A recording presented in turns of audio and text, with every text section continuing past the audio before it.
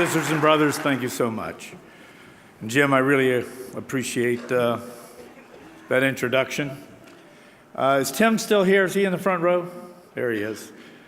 Before I get started with my remarks, I want to make sure everybody knows, all the participants here, that when Tim and the local was really up against it with Disney, and we had to select a location for this conference, and we were getting enormous pressure just logistically to try to tie down a location and maybe have to move it to another state or another city, because we made the decision to back Reedy Creek's play, to back, as you know, Tim, your play, that we were not going to bring a function to Disney until you got your issues resolved. It came down to literally the last second, almost at midnight, when we had to pull the trigger, and Disney blinked, and Reedy Creek prevailed, and now we're here celebrating this conference with you and your local. Job well done, buddy.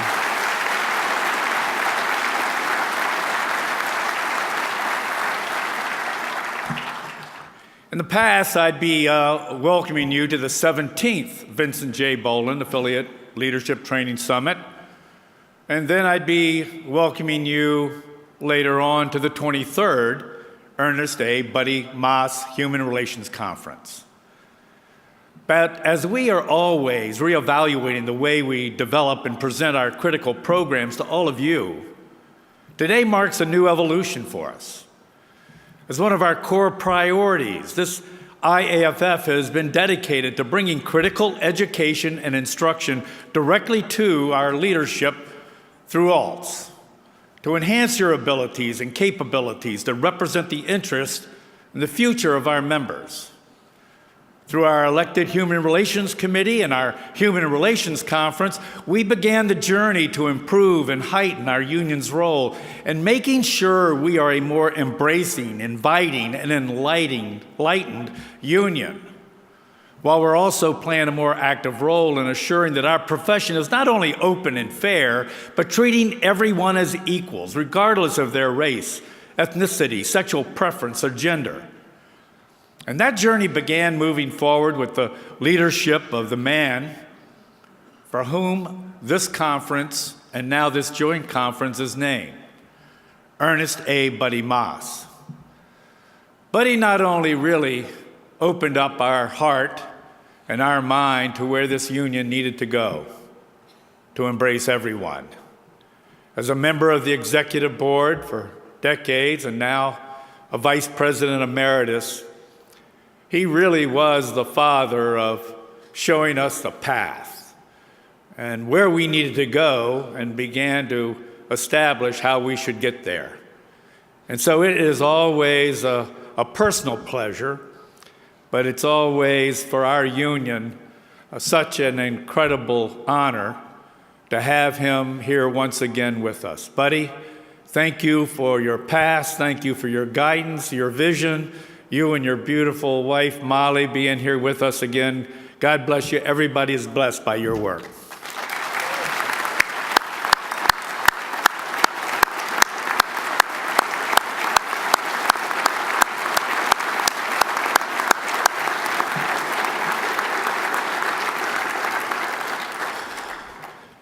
So today we gather for this first joint ALTS Human Relations Conference, designed to bring together into one event all of the skill sets, information, and strategies that will further prepare you to win on behalf of our members. With our human relations and union leadership goals married together now, so that we are truly integrating the aspects of sound human relation practices in a way that makes them a part of the mainstream of our union's work, and to move away from the isolated discussion that sometimes occurs when our human relation conferences took place as a singular event. You will see that by joining these two conferences together, we are able to expand the number of human relation classes beyond those that we put forward when it was a standalone conference. And as Jim mentioned in his opening, you'll see that as you navigate the 142 breakout sections taught by 156 capable instructors, how we have chosen the topics that all relate to running a stronger union while making our union's foundation stronger and more inclusive at the same time. And on the back end of this conference, I'm so pleased. In fact, I am thrilled to note that we have partnered with some of the leaders in PPE development in our industry, Tenkata, Gore, DuPont, and Globe, to put on a one-day cancer summit to once again highlight the critical and cutting-edge work that's being done to address the scourge of cancers that are ravaging the bodies of too many of our own. The work we need to do to reduce our members' exposure to toxic environments, to implement the new protocols that can reduce the risk, and to better diagnose and treat cancer once it has begun to attack our members' bodies. I hope all of you will try to attend. As we gather today, just 3 weeks shy of this union's 100th birthday, I think it's of value that we really take a look back in time to 1918 to better understand and appreciate what we've accomplished together over this incredible journey. A journey now led by my partner, your General Secretary Treasurer, a great leader in his own right, someone who has come into office after a career at the local level leadership and state level leadership, now serving as the principal officer of our union, responsible for your $67 million to assure that every one of those dollars are invested in you and invested into our members' lives and careers. He has brought a level of energy and creativity into this office. He has assembled an incredible team. He has brought in new consultants. He has brought in new investment strategies. He is moving this union forward in ways that we really haven't seen in the past, all to make sure that the resources needed to build out this union's programs are there and accounted for. I can't tell you how thrilled I am. Yeah, he is my partner, union partner. He is my brother. And he is your GST, and you're blessed to have him. Ed, thank you for everything you do, buddy.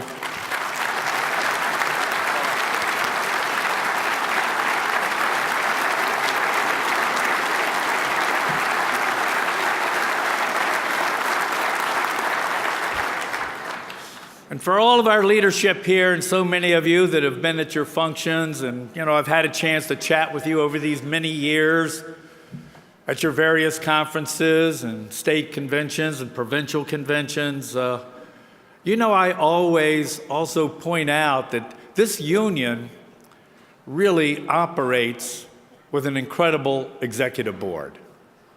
I always talk about the table because it's simply true that we have a table, and there are 16 chairs on that table, each one the voice of our 16 districts.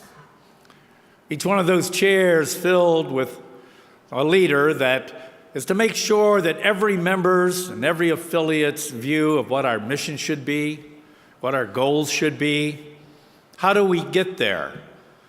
What is the next resource that we build? That all occurs at that table. We are really blessed right now to have an executive board. I've been around a long time now, and I've seen a lot of boards over my 44 years. But I have to say that I have not seen an executive board more unified, but also now that has a membership of those that are truly skilled and experienced with tenure, and the largest influx, if you will, at our last convention of 8 new board members that has given us such a wonderful blend of energy and insight and new ideas, along with the steady hand of the seasoned, experienced board members. You are really blessed in this union to have a board that operates at such a high level and always focused on all of you and every one of our 310,000 members, and I am so thrilled to be able to just serve with them as part of that board. To our executive board, thank you for everything you do. Stand up and let this audience give you the kind of appreciation that you deserve.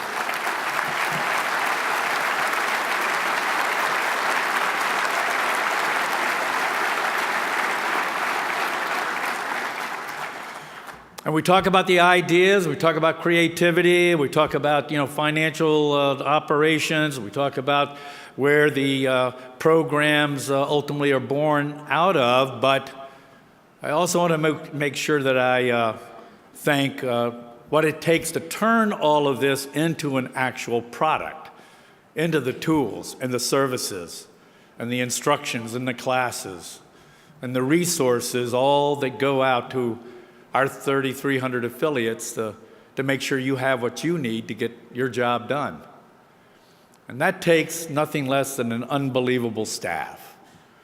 A staff that brings all of that creative and innovative ideas and policy to life, that develop those services and resources and tools that are provided to you. So I want to make sure that as of this conference, I call out Jim Ridley and Matt Vinci and our Education and Human Relations Division staff for the work you're doing to put on this conference, but to all of our staff, incredible staff across every division and every department, you really help make this IAFF what it's become. Thank you for all your work.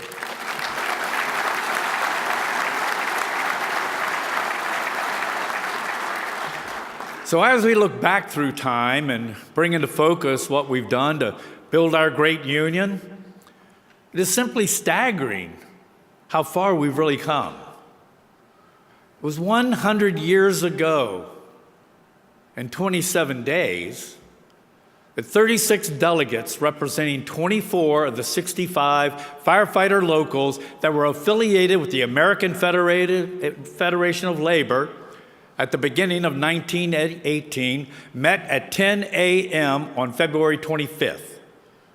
They met at AFL headquarters in Washington, D.C. You saw the old photograph earlier in the video, to begin that first convention for our union. I've read through the transcripts of those 3.5 days. Fascinating. All of it culminated on February 28th, when the creation and the establishment of our IAFF, where our Constitution was shaped, and the initial mission of our union to advance an agenda on a national level across two great countries for the betterment of the conditions, careers, and safety of those in our profession was formed. Today, these same core principles serve as our continuing foundation. Having been time-tested, allowing us to build this 310,000 plus member union with over 3,300 active locals throughout the United States and Canada.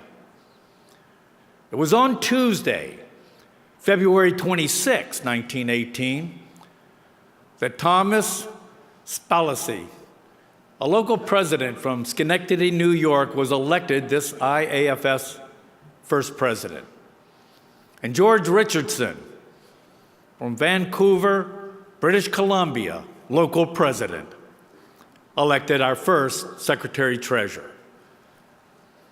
As Schaitberger wrote in the play The Tempest, the past is prologue. And it holds true for this IAFF, looking back over the past 100 years.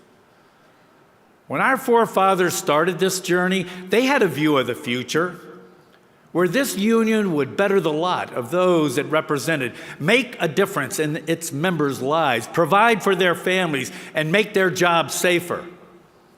In those early days, the statements on that convention floor were so profound, and it made it clear this union was not formed to be a club or a social gathering, but to be a force for change for those engaged in an honorable but dangerous profession. I believe those early IFF pioneers would be amazed and so very proud of what the leadership at the local, state, provincial, and international levels of our union have achieved over these following 100 years. It's truly been a century of progress.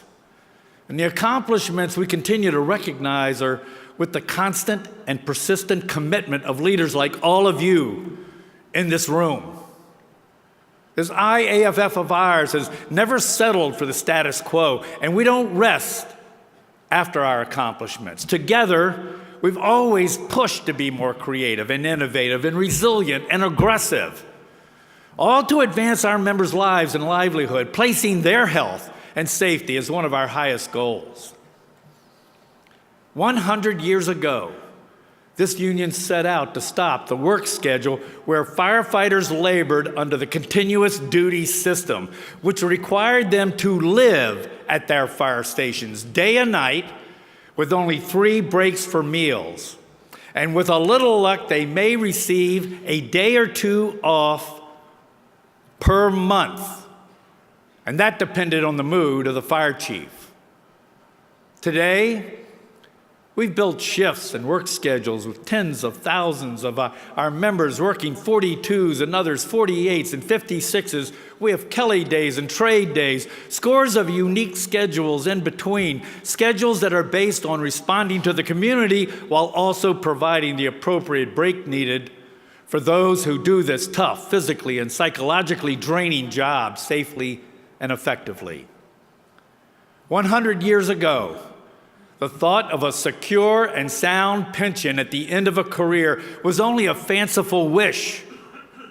Today, we've built sound and secure, defined retirement plans for virtually every career firefighter in our 2 nations, while constantly improving to work to preserve and to protect those plans and to fight against the attacks that have been ever increasing over the last decades, trying to destroy them or undermine them.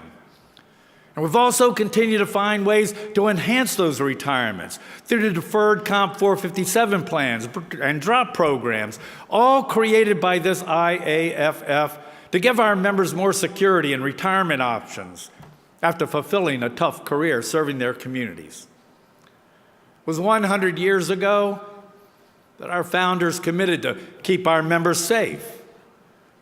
But they had virtually no technology to work with in developing safer equipment and little to no building codes, apparatus standards, staffing, or PPE to force safer working conditions. But today, over the past 10 decades, we've helped to create better turnout gear, better equipment, safer rigs. We've been the driving force behind the development of critical NFPA and building code standards that protect our members and make them more efficient at their jobs. We've moved them from the back step to the jump seats with seat belts. We've taken the wet towels that they draped around their necks away. We've changed the culture so you no longer show your boldness by the filth on your gear or coughing up the blackened crap from your lungs and then lighting up a cigarette when you come out of the job. We've replaced all of that with wellness fitness initiatives, cutting-edge SCBA, and we've committed to reducing the toxic atmospheres our members work in by taking on the chemical industry to remove carcinogenic flame retardants, which helps in our efforts to reduce the toll that cancer is taking on their lives. 100 years ago, they gathered in Washington, D.C., and only just began to think about asking a Congress to assist in bettering their lives and making their jobs safer. Today, we have built one of the premier political and legislative brands in all of labor, the gold and black of the IAFF. And now our union and you, our leaders, operate in the legislative bodies at all levels of government, local, state, provincial, and federal levels in the U.S. and Canada. We participate in the political arena at every level with one of the largest PACs in both countries. And we built a training academy in each country so that our members can run for office and better use the political process to advance our members' agendas. 100 years ago, this IFF began communicating to our members through a print bulletin called the International Firefighter. The first edition was published in July of 1918. But today, we have a sophisticated communications operations that provides full-service strategic communication assistance to every level of our union, including our own broadcast quality studio, media production company with E18, that enables us to effectively communicate with our members as well as the general public, taking advantage of every news, social media, internet, print, and electronic medium available to get our message out. 100 years ago, IFF members could only hope for and ask their employers for higher wages and safer SOPs. But today, we have an entire division that gives our affiliate leadership higher quality expertise, whether it's GIS, municipal financial analysis, wage and benefit comparisons, economic information and forecasts, actuarial studies, standards, tax codes, EMS modeling, and so much more, and all of it at a much higher level than most of our employers can ever acquire. 100 years ago, the initial 5,450 members of this IAFF ponied up 15 cents per capita, per member, per month, with virtually no other revenue streams, and an operating budget at that time of $9,810 a year. Today, we have a union with a $67 million annual operating budget, with $19 million of that coming from non-per capita revenue, a union that has used creativity developing the IFF Financial Corporation.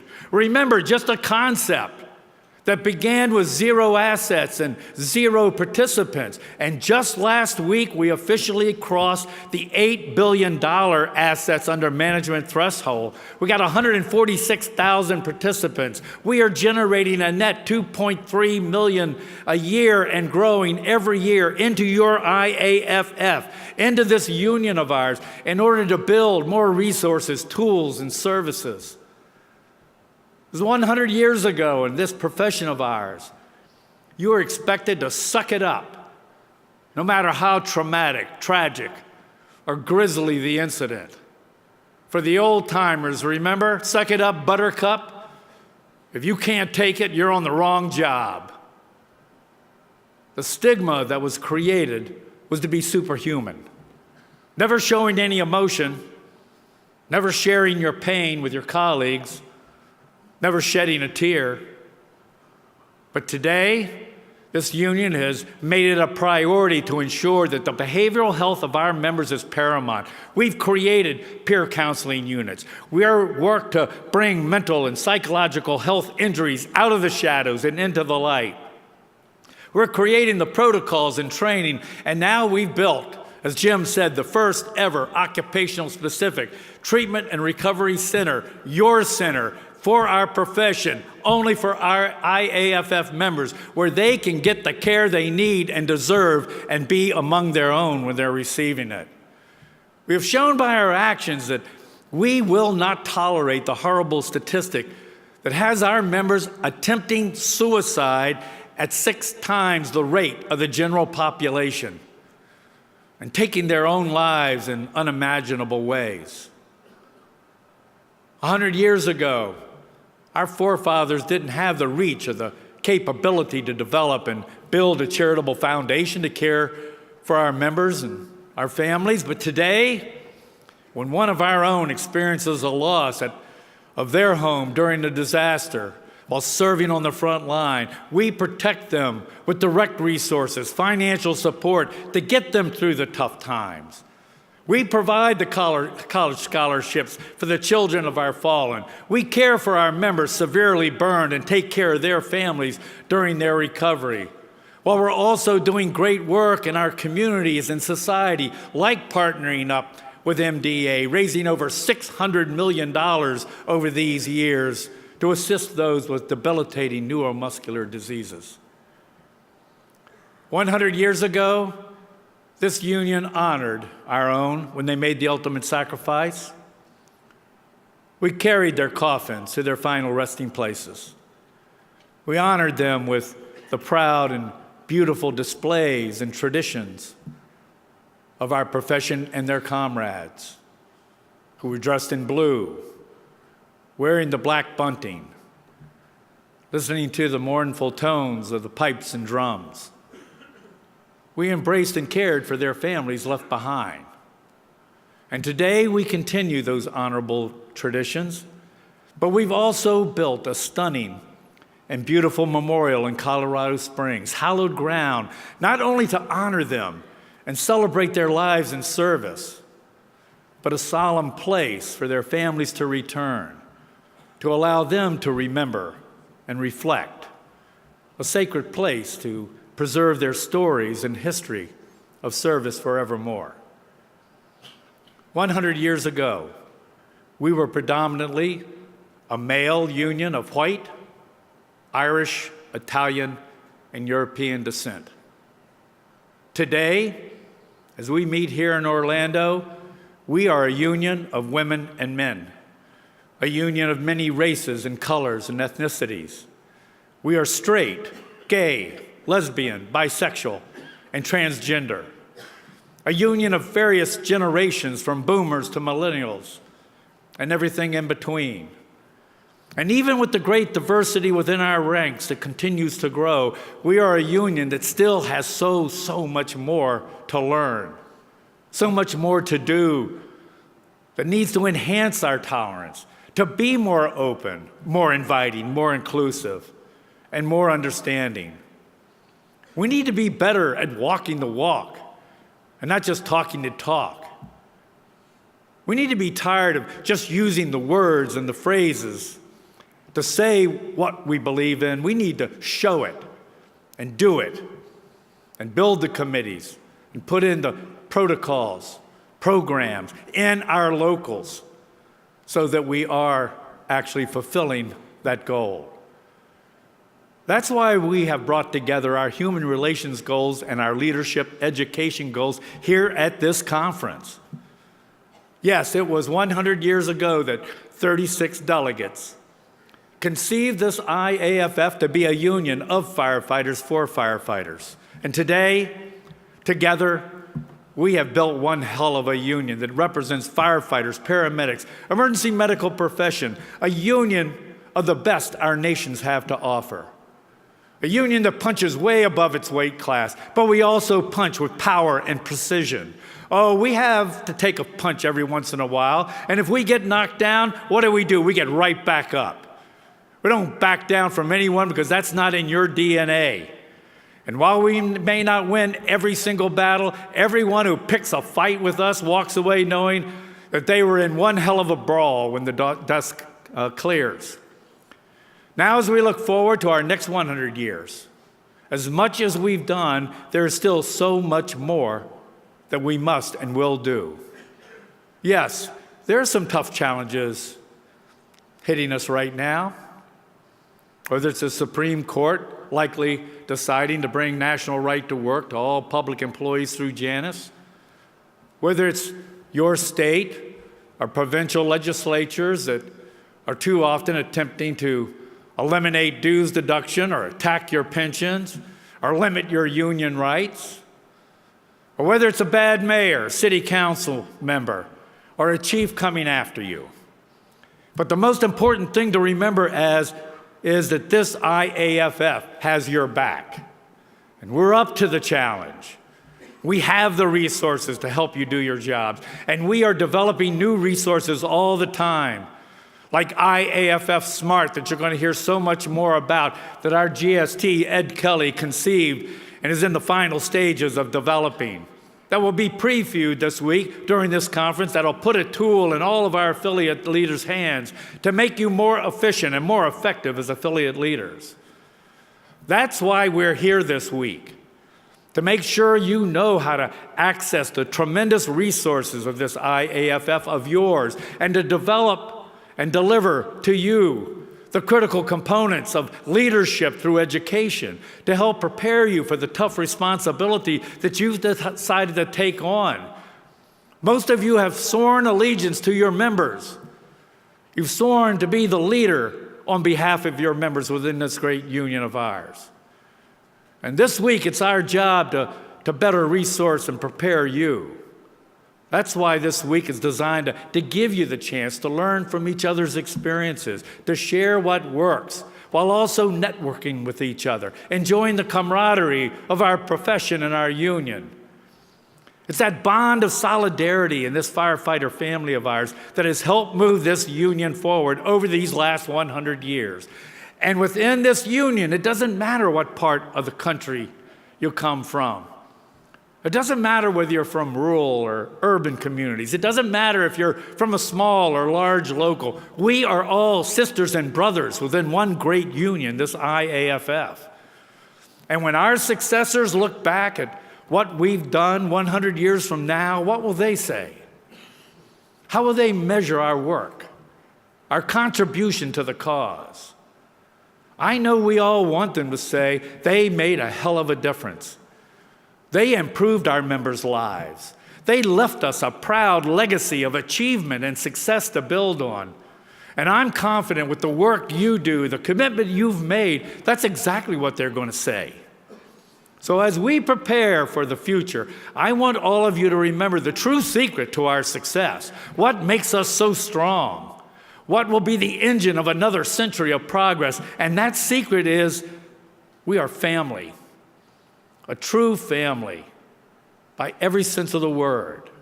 We are brothers and sisters, united in our calling, always having each other's back. You've been entrusted by your members, elected to lead, to deliver for those on the front line. And that's exactly what we're going to do. And that's what I want you to walk out of here this week and remember. You, each and every one of you, has the chance through this union to make the next 100 years matter for all of our members. And that starts today, right here, right now. So let those who would stand in our way hear us loud and clear. We embrace our friends, our enemies, be damned and beware. We are proud, bold, and strong. So stand with me. Let's stand up together for our members' future. Let's stand up together for their health and their careers and their lives. Let's stand together as one united union to get it done for the men and women of this great union. We are the IAFF. God bless you.